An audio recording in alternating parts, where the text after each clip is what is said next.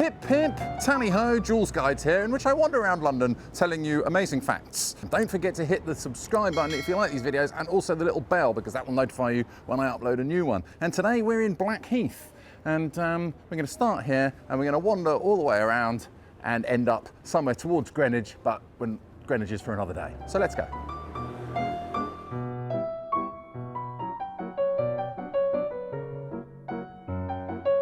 I must say there are some terrific buildings here in Blackheath. I mean, this place here, which used to be a Lloyd's bank, I'm always lamenting the fact they're closing down banks. But this wasn't originally built as a Lloyd's bank. I believe this was built in the 1860s as some sort of leisure centre. There's actually still a swimming pool downstairs, which is why it's been empty for so long, because no one can seem to get the planning permission they need. This used to be a Sainsbury's. This card shop here, this was a lovely old little, and a Sainsbury's just a little grocery store, not some big supermarket, back in Victorian times. You can kind of see the building above is still unchanged from those days.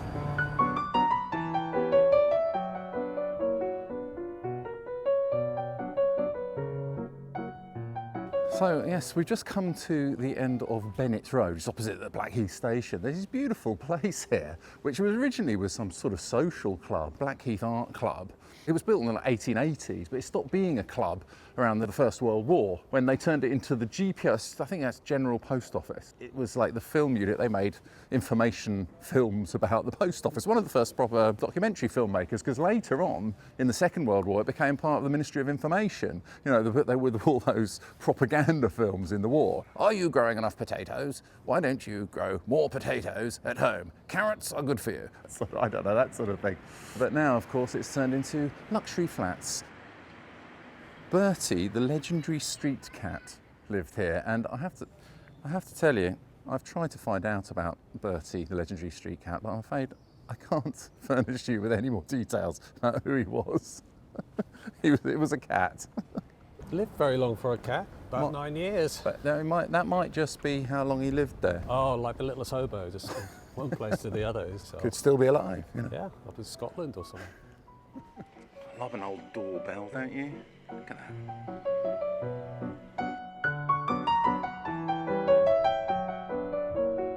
The bins have the name of where they come from. Look at that, Blackheath Village, that one says. That's quite good, that, isn't it, really? I don't know why I'm obsessed with bins, because the one down there has the name of the street, so in case someone tries to nick it or removes it, they know where to return it to. You see, this looks like it used to be some sort of building or something which had a bell.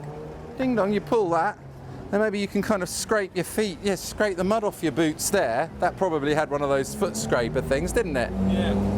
And then it was probably a bit, I doubt this was actually a part of the station. What is it now? Part of the station, but I don't think it was before. I might be wrong. Answers on a postcard do.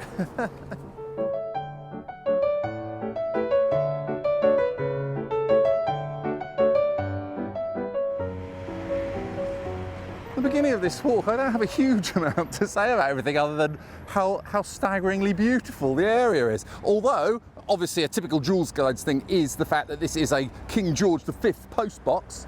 I do like a good King George V postbox. You know that because it's just GR. For some reason, he didn't have his regular number on there.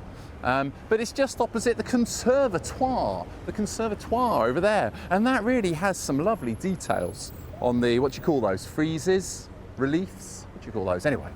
Built in 1881. For our American viewers, that means it's a roundabout. Do they not have roundabouts in America? They must have. They have rotaries. Oh.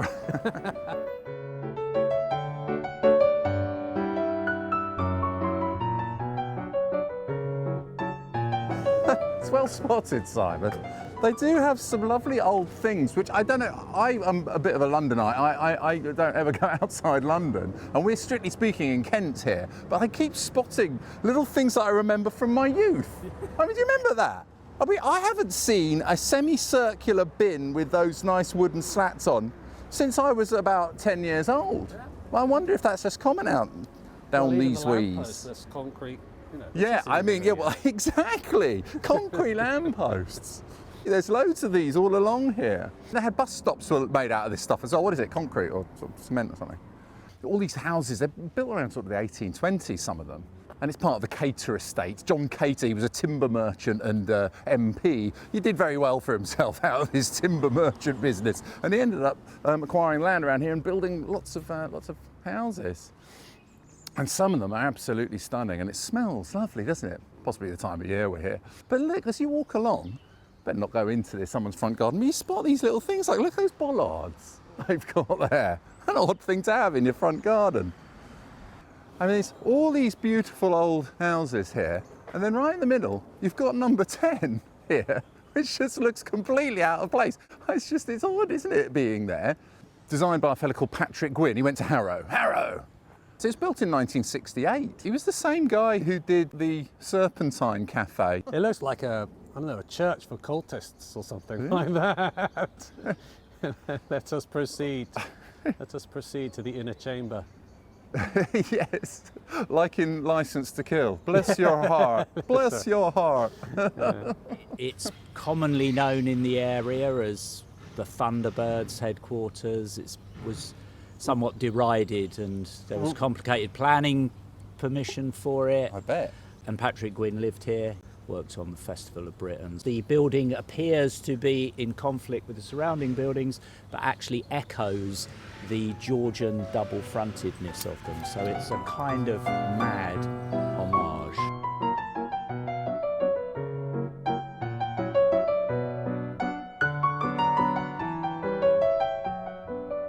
St Michael and All Angels, this church, built in 1830. Apparently, it's got a particularly tall, thin spire. No, it just looks like any other one to me, but anyway, they call it the Needle of Kent, because we are strictly speaking in Kent here. It feels really like being in the countryside. I like this little kind of thing on the corner. What do you suppose this is? You see, normally I would think it's some sort of milestone, but I think in this case, I have a feeling this is just a bollard, so that when people are turning the corner, they don't mount the curb. Do you know what I mean? I think that's what it is. It's just a nice square one. And I don't know how many points you get for this postbox over here. Queen Elizabeth II postbox. Normally don't get points for that, because we don't really see these. Anyway, I'm not awarding points for this one. What a load of bollards. They love a good bollard around here. What's the point of these two here? There's Bollard Central here.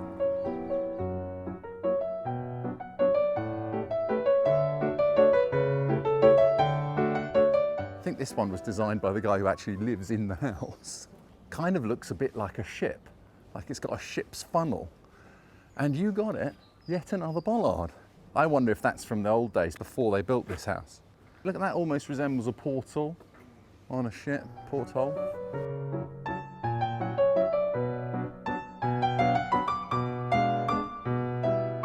don't know why I'm obsessed with lampposts. Anyway, look, we've come around here to Morden Road.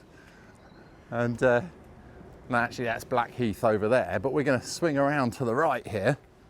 But look at that. Now, what do you think that is? Is that a parish boundary marker, Simon? Look, GP it says on there.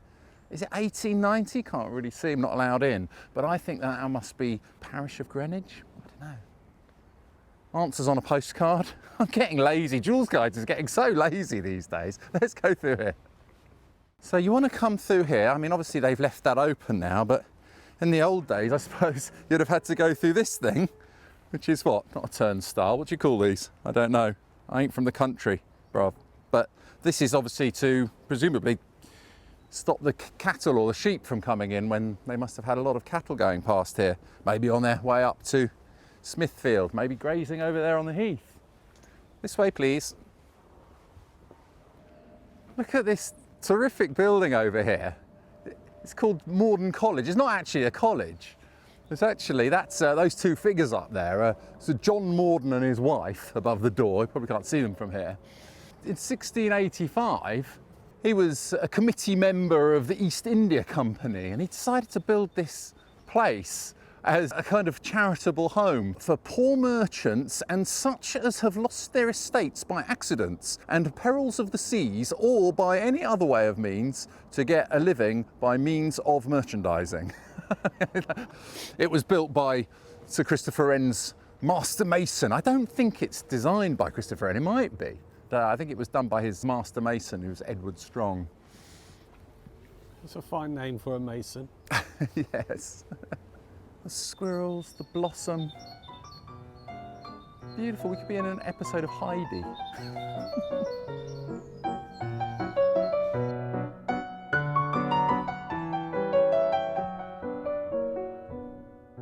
Is it boring me going on about these post boxes? Look, George VI post box there, which is rather nice. And this area here, this little crescent, is called the Paragon. It actually looks a lot nicer without the cars, but it's beautiful, really. These are like, some of these are from the late 18th century. Like an angel in apprehension, how like a god, the beauty of the world, the paragon of animals. And yet to me, what is this quintessence of dust? Man delights not me, nor woman neither. Now look, I think this is a mounting block for a good old bit of mounting when you come out, maybe out of your house and you've got a carriage pulls up and you can get, I don't know, onto your horse or into your carriage. I bet they've all got them. I mean, I assume that's what they are. I might be wrong, but look over there. Well, this is certainly a mounting block. I'm pretty sure this one. It's like a little kind of stairway to nowhere. So you can go up there and then get into your carriage or onto your horse. Whoa. So another one of the 1890s GP. 1890 GP. You're right. I think it must be Greenwich Parish. I don't know. So this whole street is full of beautiful details, like this lovely old original gas lamp there. I suppose it's original. I don't know. It looks pretty original. And then just next door to there, look at this. I think this is called Cater House or Cater Manor. So we were talking about that fella who created the Cater estate, John Cater. It's named after him. I don't know if he lived here, but that must be his coat of arms there. Nihil sine labore. MacDonald, translate please. Nihil sine. Nothing comes from doing no work or something like that, because he was a timber merchant, so I suppose he made all his money out of working hard. And then, well, whoever has this a tremendous view from here, isn't it? Look at that. Look at what they get to see looking out that way. All the way across the tips of Canary Wharf and the Isle of Dogs there. You see the chimney? It's kind of got a zigzag on it. Some people say, now I don't know if this is true, but some people say that is to stop witches from flying down them. Have you ever heard that? It's to stop people flying down the chimney. I assume it has some sort of functional reason for being a zigzag. It's to stop Santa Claus getting down. Yeah, there. I mean, what about Santa Claus? I mean, all very well and good stopping witches flying down, but what about Santa? Yeah. What about St. Nicholas? There's no presents for people in that house. No.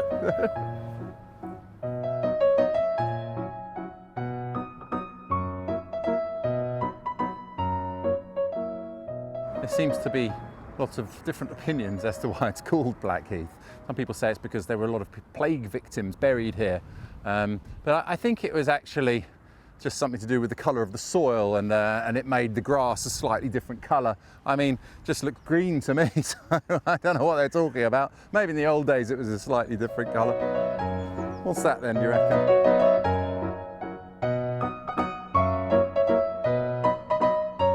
Now, normally when we go past the pub, it means the end of the video, but we're just walking past this one. We're not going in, the Princess of Wales. That's a reference to Caroline of Brunswick. She was the wife of King George IV. She used to live across the park there. She was the one who, when he first saw her, he was so shocked by her lack of beauty that he had to call for strong brandy. He hated his wife so much, he didn't even invite her to his coronation. So, yeah, that's her anyway. That's who that's named after. Didn't sound like a very pleasant fellow. Poor old Caroline of Brunswick. Feel a bit sorry for her. I mean, she speaks for itself, the fact that she lived across the park there, just in a house. And he kept getting houses. She had quite a few residences, Caroline of Brunswick, and just Shows, I mean, why wasn't she living with him? He was with his mistresses or whatever. Old bin?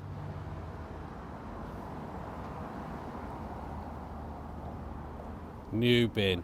Proximity to that beautiful old retro one. Yeah. You know, it's just... It looks like it belongs in the NHS for medical waste. yeah, toxic. Oh my God.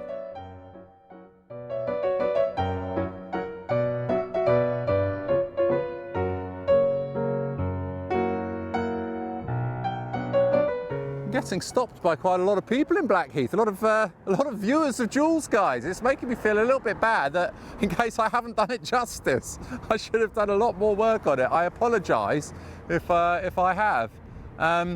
But yeah, this is All Saints Church. You know who used to work in there? Terry Waite. Do you remember Terry Waite? She got taken hostage. The assistant to the Archbishop of Canterbury at the time. Where was it he was taken hostage? It was Lebanon, wasn't it? I seem to remember. That little area along the bottom there, that's called Washerwoman's Bottom. Not a reference to her bottom, it's just where the sort of servants would beat carpets and hang out laundry to dry back in Victorian times.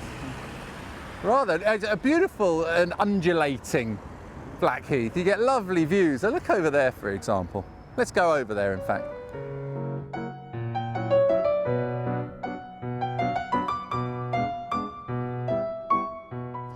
Something about this area I like. I wonder if it's in my blood. I wonder if it's because I'm actually, my dad was from here. Could be the reason why I like it here so much, or the fact that it's just extremely pretty. Brigade Street, one of these buildings, I don't know which one, you must have been the fire brigade, like the building for the... Well, that does look like a... it could have been that, fire station, yeah.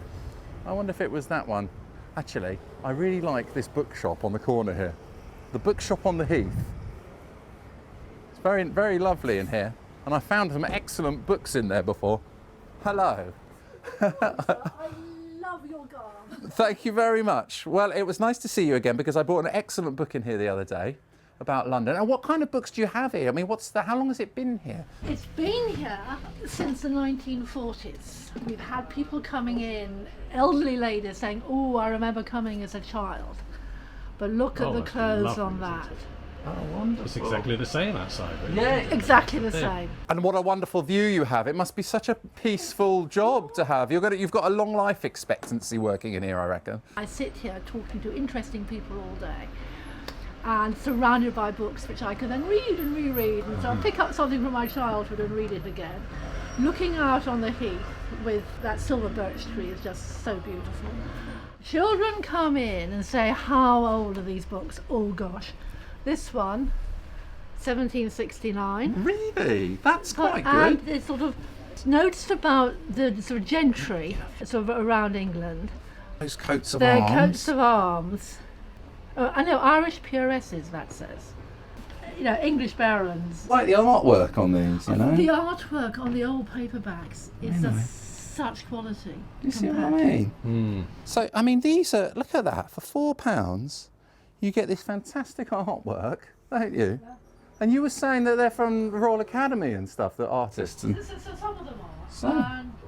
Up to the 1960s, yes, they were truly excellent. This is really kind of the level of Joolz Guide's level of history, I reckon, because you learn so much from these, can't you? Road makers. Look at this, Story of St. Paul. These are brilliant. These make good birthday presents, you know, for anybody. You know, these are even good for grown-ups, I think. I have a small collection myself. I mean, you could get them for like 10p each back in the day. Where else can you buy a book on Pat Cash? A signed book. Signed copy. Is it? No, that's just on the... Oh no, it's signed, look! Pat Cash autograph.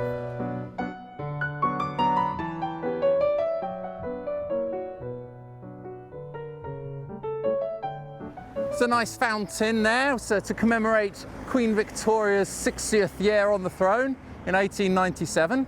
And hello. And then the Mary Evans, that used to be the parish hall. And Mary Evans and her husband started collecting pictures back in the 1950s, I think it was, or 60s. They developed this huge collection over time. And it's a bit like, I suppose, Getty Images or something. And they've got lots of, I don't know, pictures, posters, photographs from magazines, all sorts of things down the ages. 1, 2, 3, 4, they got 5 bollards here in a row, and only 2 of them are the same. They're obsessed with bollards here. Not as obsessed as we are.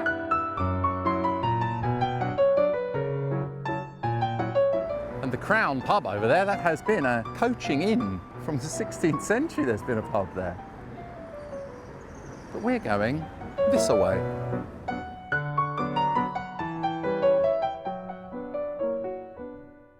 These lovely houses here are called Groats buildings. They're from the 1760s, and what I like is, you see that now, they're not fire insurance plaques. They look like fire insurance plaques there, but that's actually the Morden estate. You know, we were talking about Sir John Morden, who built Morden College over there, and this must be part of his estate, because that's what it is. So what's it say on it? 1695? So 1695 is the year that John Morden built the Morden College, isn't it? So that's his property marker. That's not the year that this particular building was built. I think these were later. Still quite old, 1760s. 4 dogs specified maximum. I've never seen that before. So you're only allowed, you're not allowed to walk more than 4 dogs on leads when you're. It's probably because they get professional dog walkers around here or something. But what if you have 5 dogs yourself? Right, you got to walk your own, and then you got to walk one of them yourself. We're walking along Elliot Place here, and there really are some lovely houses here. I love these. Look at that bell there, the dinger. You know, the old-fashioned doorbell. Isn't that terrific? You've got really nice details they have on these old houses.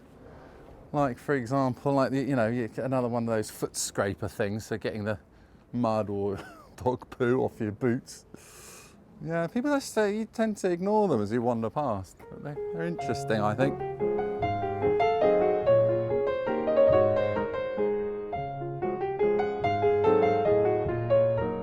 Now, what else would you expect to find in Pagoda Gardens than a house shaped like a pagoda? That was built in 1760. Hard to believe. You'd think it's more modern, but it's 1760 by a fella called William Chambers. It was leased to Prince Regent, you know, Hugh Laurie and Blackheath. He's the one who was married to Caroline of Brunswick, who I was talking about earlier on. So he could let her have a sort of summer home here. I mean, I swear, the guy was just trying to get rid of her the whole time, but she got some nice properties out of it. What an interesting place. Really lovely. And it's actually around the corner from a place that's very close to my heart. So I've just come up to Granville Park here, around the back of the pagoda. I don't know which one it is. I think it might be that house. It might be that house. It might be the one on the left there. But in the photographs, it looks like one of these, where my dad was brought up. I've lost all the information now. Well, yeah, maybe that's why I was born in Lewisham, actually, come to think of it. That might explain it, because Lewisham's not far from here. But anyway, his dad he was a travelling salesman who sold biscuits. He was a peddler, like me. I was a peddler, because I sold kites. And it's funny that he was a peddler. He worked for Peak Freen, they were called. You know who they were? They were the ones who invented the Garibaldi biscuit. And he'd go around the place trying to sell pickies to people. What a nice job. Anyway, I wish they'd hung on to that house. That would have been a beauty. If indeed it is that one. Might be one down there. Who cares? Let's go.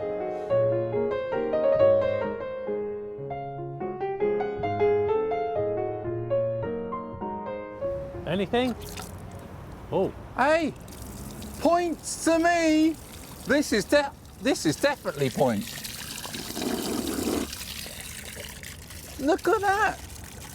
It's actually working. Do my eyes deceive me?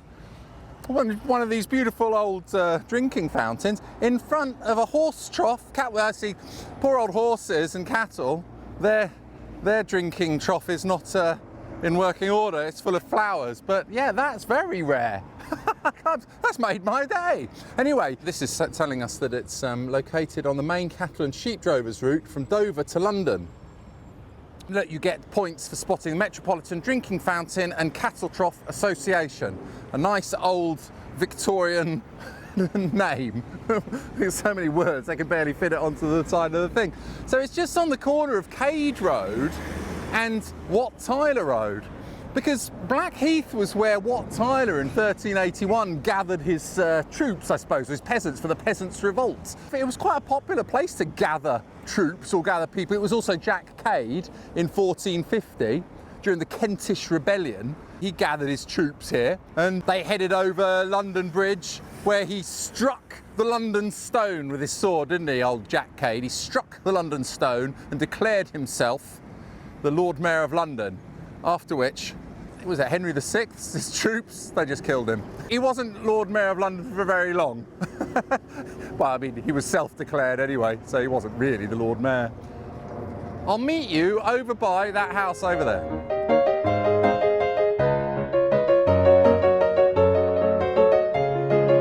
This is the Ranger's house. That was built in 1722, originally for some admiral or other, because of the vicinity to Royal Naval College over in Greenwich. But later on, for most of the 19th century, it was the Ranger's house, which was a royal appointment. But you probably recognise it from Bridgerton, because if you've seen the Netflix series Bridgerton, that's where the Bridgerton family live. I'm so lowbrow talking about Bridgerton. They also have the Werner collection, which is a beautiful collection of paintings and some other excellent artworks in there. But anyway, we want to talk about the place next door, that way. You see, now I was here quite recently in a video. This is Montagu House. It's not much to look at these days. It was Montagu House. And down there, so that was Queen Caroline's bath. So Caroline of Brunswick, who I was talking about, the Princess of Wales, who was living also in the Pagoda over there, and she's got the pub named after her, she lived in here in Montagu House for a while. The Queen has been in there, Simon. Yeah. That's extraordinary, don't you think? And anyway, next to that, there's a plaque for Ignatius Sancho, who was quite an extraordinary fellow. He was born enslaved on a ship in 1729. Then he was gifted, I believe, to some sisters who lived on the other side of Greenwich Park. They were bringing him up, but I don't think he really liked it there. But Lord Montagu, who lived here in Montagu House, he used to go over there and visit them. And anyway, eventually, he befriended this little boy there. And Ignatius Sancho, he decided to run away because he didn't like it. And he came and ended up being Lord Montagu's butler. And he ended up getting his portrait painted by Gainsborough. He became the first black man to vote in an English parliamentary election. I think the first to own a shop in England. He's your man, Ignatius Sancho.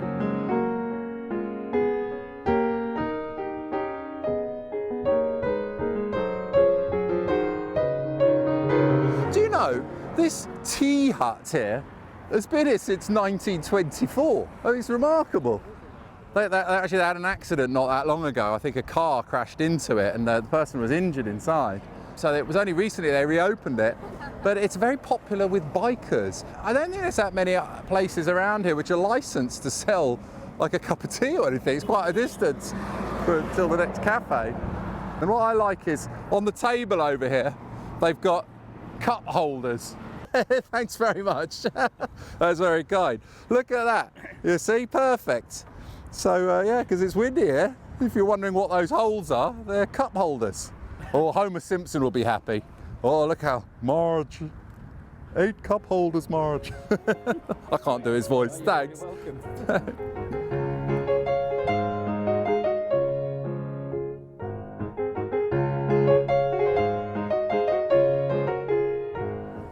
Pint at the Hare and Billet, I think. That you, Simon?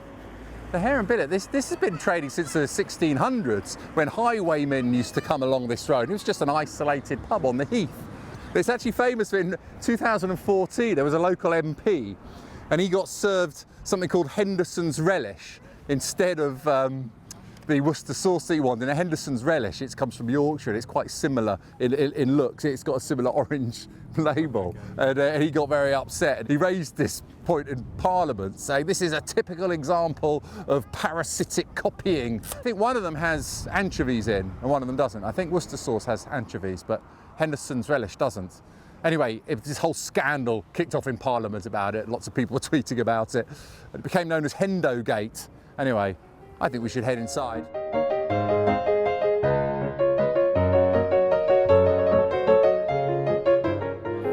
Cheers, Simon. Cheers. Cheers, everybody. Thanks for watching. Don't forget to hit the subscribe button if you like the videos, and also go over to my website, joolzguides.com, where you can buy my amazing Joolz Guides merchandise, my book, and see lots more films. See you next time.